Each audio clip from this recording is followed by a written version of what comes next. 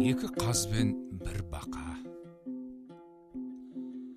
Алыс жақтан ұшып келе жатқан екі қаз жолай су таба алмай жер шарлап ұзақ жүріпті. Шілденің шыжыған ыстық күндері екен, ақыры бір сарқынды көлшікке келіп қоныпты. Бір бақа сол көлшікті көптен мекендеп жүріпті. Ол көлшігін қызғанып, барғылдай қорып, екі қазды жолатпай су ішкізбей қойыпты. Шөлден таңдайлары кеуіп тұрған екі қаз әлгі бақаға басыйып жалыныпты дейді. Бақа сонда да көнбейді. Бақ. Бұл азғана көлшік, суы тізеден келеді. Сендер ішсеңдер құрық қалады. Ал сендер сусындарыңды қандырған соң ұшасыңдар да кетесіңдер. Мен бейшара сусыз қалай күн көрем? Ұшатын қанатым жоқ, құдық қазар тырнағым жоқ, қайда барып жан сақтаймын деп қайғырады. Сонда екі қаз бақаның бұл айтқанына түсініп, оны бұлай деп жұбатыпты.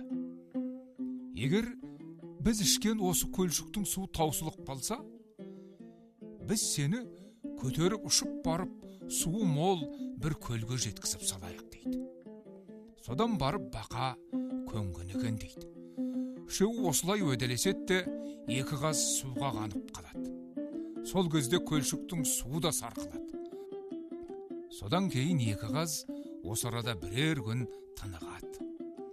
Бір күні азғана көлшіктің суы мүлде суалып, астындағы борығы сасып, құрттап кетіпті.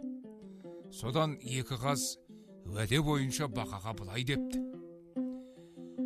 жүр енді, шалық, су мол көлге жетелік дейді. Ол да шуға құмартып тұрады. Екі қаз құлаштай ұзын шыбық тауып әкеледі де, бақаға соны дәлдеп ортасына тістеткізеді. Біз сені көкке алып ұшқанда аузыңды ашпай, жағыңды қарыстырып тістеп тұра бер. Аузыңды ашсаң, жерге құлайсың депті. Айтқандарыңды орындаймын дейді бақа.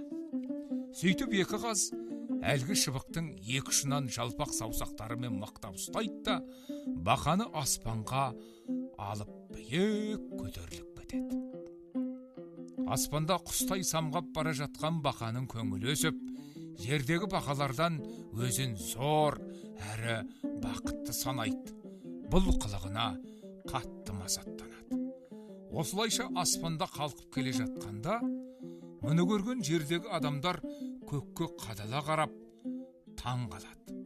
Ананы қараңдар, анау не десіп сұрасады бір-бірінен. Біреулері ойбай қанатты бақа десіп дауыстайды. Біреулер бақа емес, басқа бірдеңе дей таласады.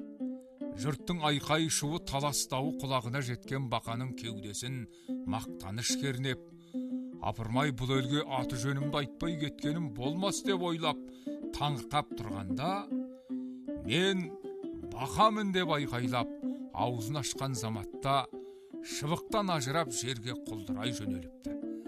Тастай шыр айналып зулай беріпті. Екі қаз соңынан жетіп ұстай алмай қалыпты. Сол бетімен далбалақтап келіп, тақыр жерге тарс ете түсіп, мылжа-мылжасы шығыпты. Содан екі қаз ақымаққа істеген жақсылығың жел құшқан тозаңмен тең екен деп, әрі қарай самғап кете барыпты дейді.